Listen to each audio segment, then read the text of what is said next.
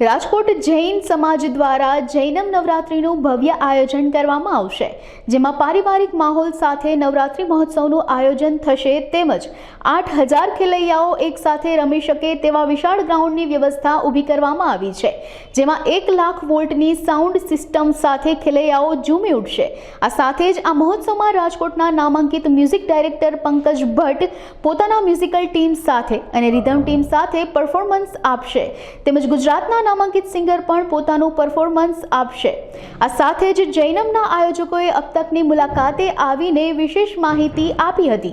જૈનમની ખાસ કરીને અમારે ઓળખ આપવાની હવે જરૂર નથી, એટલા અમે વિશ્વાસથી કહી શકીએ એમ છીએ, કારણ કે સતત લોકપ્રિયતામાં વધારો થતો રહ્યો છે અને અમને સામે બધાનો રિસ્પોન્સ પણ એટલો મળતો આવ્યો છે। અમારે માત્ર જૈનમ બોલવાથી પણ લોકો પાસે પૂરતી માહિતી હોય છે, જેથી અમારે પણ સામે એટલું જ અમારા માટે એ પ્રોત્સાહનરૂપ બની રહેતું હોય છે।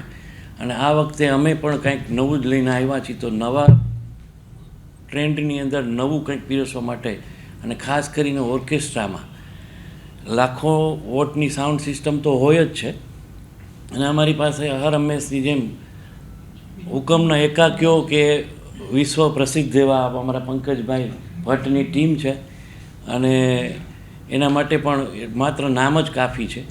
તો એનો પણ અમારે સારું એવું ટ્યુનિંગ અમારે એની સાથે છે, અને અમને પણ એટલો પૂરો વિશ્વાસ છે કે એમને ઓર્કેસ્ટ્રામાં નવીનતમ દર વખતે જે રીતે પીરસતા આવ્યા છે એ રીતે આ વખતે પણ પીરસવા જઈ રહ્યા છે। અને ખાસ કરીને નવા ટ્રેન્ડિંગ શો જે રીલ્સમાં, ફેસબુકમાં, એ બધામાં, ઇન્સ્ટામાં ચાલતા હોય એ પણ સોંગ આ વખતે લઈને ખાસ કરીને યુટ્યુબ અને ખેલૈયાઓને પસંદગી એવા ગાયક કલાકારોમાં પણ અમે આદેશ શાહ મુંબઈથી જે આવી રહ્યા છે, જે અમારા સિંગર છે, સાથે પિંકીબેન પટેલ એ અમદાવાદથી, બંને યંગ છે એટલે યંગનો ટેસ્ટ જાણે છે, અને એ પ્રમાણે નવા સોંગ સાથે નવું જ કંઈક પીરસવા જઈ રહ્યા છીએ। તો જૈનમ આ વખતે ખાસ એના માટે વિશ્વાસથી કહી શકે એમ છે કે અમે આ વખતે બહુ સારી રીતે ઓર્કેસ્ટ્રામાં મ્યુઝિક મનગમતું પીરસવા જઈ રહ્યા છીએ। પછી આમ એકચ્યુઅલી જૈનમમાં 8 વર્ષ 8મું વર્ષ છે એ દર વખતે અમે લોકો નવી ક્રિએશન, થોડું વિઝન, યંગસ્ટરનું વિઝન પર લઈએ છીએ।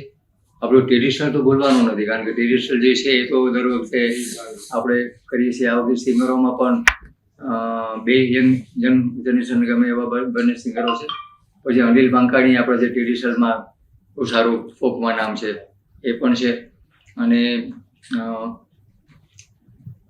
પ્રદીપ ઠક્કર એ પણ આપણે લોકલ રાજકોટમાં, આપણે નમ્રતાબેન પણ આપણા જૈનમ ગ્રુપના છે, પણ એ પણ બહુ સરસ ટ્રેડિશનલ ગીતો પણ એટલા સરસ ગાય છે। અને ફિલ્મ પિંકીબેન પણ બહુ, એમનું પણ યુટ્યુબ ઉપર બહુ મોટું પ્રદાન અને પોતાનું ફિલ્મમાં પણ બહુ મોટું નામ છે એમનું।